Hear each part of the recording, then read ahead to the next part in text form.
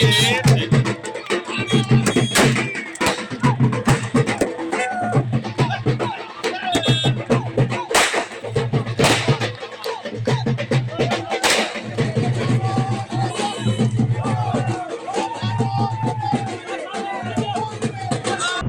জনতা party, অসমৰ ভাৰতীয় জনতা party আৰু সন্মিলিত মৰ্চাৰ আজি এটা উল্লেখনীয় দিন।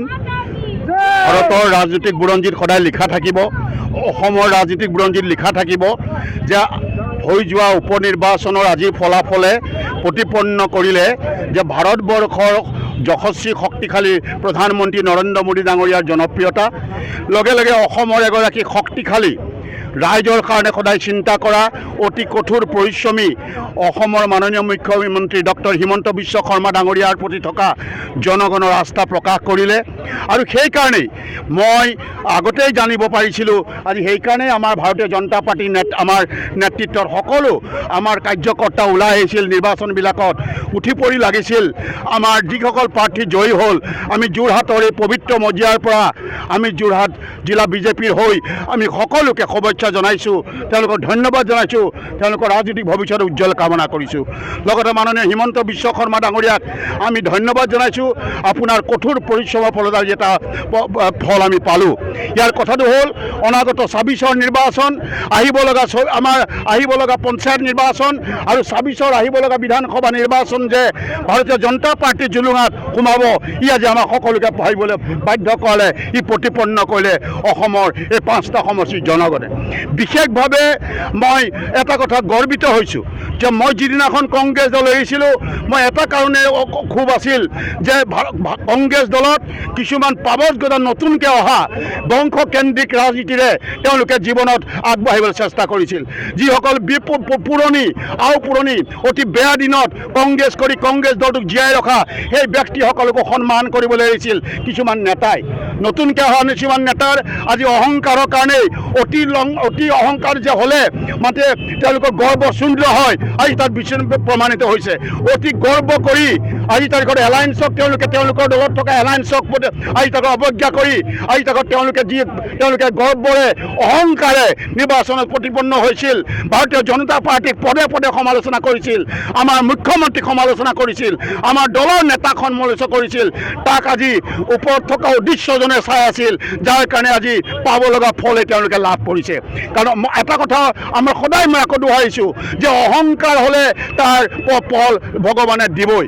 এই অহংকাৰে দৰ্পশূন্য হৈছে, গতিকে সেইকাৰণে মই আৰু আমি সকলো সুখী হৈছোঁ আৰু সেইকাৰণে আশা কৰিছোঁ আহিব লগা দিনবিলাকত অসমৰ জনগণক আহ্বান জনাইছোঁ যে অসম চৰকাৰে হাতত লোৱা জনমুখী হিতাধিকাৰী আঁচনিবিলাকত সহযোগ কৰক, মুখ্যমন্ত্ৰীৰ হাত শক্তিশালী কৰক, আমাৰ দলৰ নেতা ভৱেশ কলিতাৰ হাত শক্তিশালী কৰক আৰু যাৰ যোগেদি নৰেন্দ্ৰ মোদী ডাঙৰীয়া আৰু ৰাষ্ট্ৰীয় সভাপতিৰ হাত শক্তিশালী কৰি অসম তথা ভাৰতবৰ্ষত আমাৰ ভাৰতীয় জনতা পাৰ্টি ভেটি সুদৃঢ় কৰক আৰু জনগণৰ হাত শক্তিশালী কৰক, উঠি অহা নতুন প্ৰজন্মৰ হাত শক্তিশালী কৰক, উঠি অহা চাহ শ্ৰমিক কৃষক সকলোৰে হাত শক্তিশালী কৰক।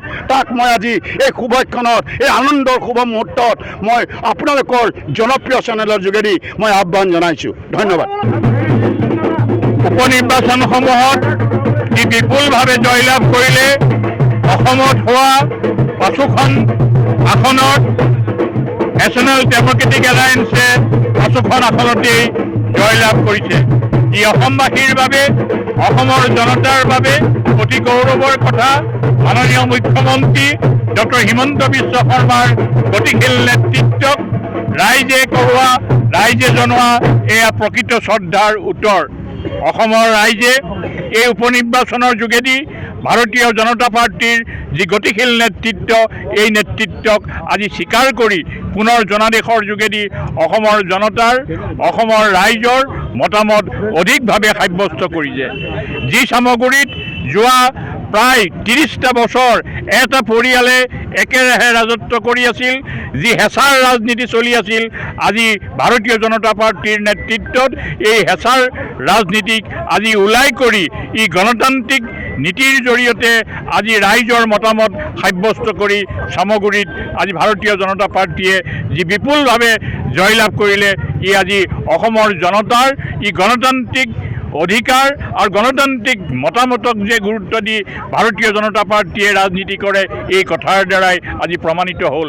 আমি যোৰহাট জিলাই ভাৰতীয় জনতা পাৰ্টীয়ে আজি এই বিজয় উৎসৱৰ যোগেদি ভাৰতৰ জনতাৰ লগত ভাৰতৰ জনতাৰ যি ঐক্যকামী চিন্তা সবকা সাথ সবকা বিকাশৰ যি গতিশীল নেতৃত্বৰ লগত আমি একাকাৰ হৈ আজি এই বিজয় উৎসৱ আমি পালন কৰি আমাৰ ভাৰতীয় জনতা পাৰ্টীৰ কাৰ্যকৰ্তাৰ সাহস দৃঢ়তা আৰু একীভূতভাৱে কাম কৰাৰ আমি যি মনোভাৱ এই মনোভাৱ আজি আমি প্ৰদৰ্শন কৰিছোঁ। ভাৰতীয় জনতা পাৰ্টি চৰকাৰখনৰ বা আমাৰ কাৰণে বাবে ঐতিহাসিক দিন। আমি উপনিৰ্বাচনৰ 5টা সমষ্টিত যে আমি বৃহৎ ব্যৱধানবোৰত জড়িত, বিশেষভাৱে চামগুৰি সমষ্টিত আজি তাত পৰিয়ালকেন্দ্ৰিক ৰাজনীতিৰ অৱসান ঘটিলে আৰু সকলোৱে কয় যে আমি কেৱল সকলো ধৰ্মকে যে সন্মান দিওঁ, কাৰণ ইয়াত সংখ্যালঘু ভোটাৰ এটা 42% সংখ্যালঘু ভোটাৰ আমি ভোট পাইছোঁ।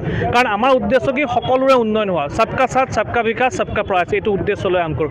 বিশেষভাৱে আজি এই জয়ৰ বাবে 5টা উপনিৰ্বাচনৰ 5টা সমষ্টি জয়ৰ বাবে আমি বিশেষভাৱে মাননীয় মুখ্যমন্ত্ৰী ডক্টৰ হিমন্ত বিশ্ব শৰ্মা ডাঙৰীয়াক ধন্যবাদ জনাইছোঁ। তেওঁ অতি গতিশীল নেতৃত্বই গোটেই সমাজখনক একত্ৰিত কৰিব পাৰিছে।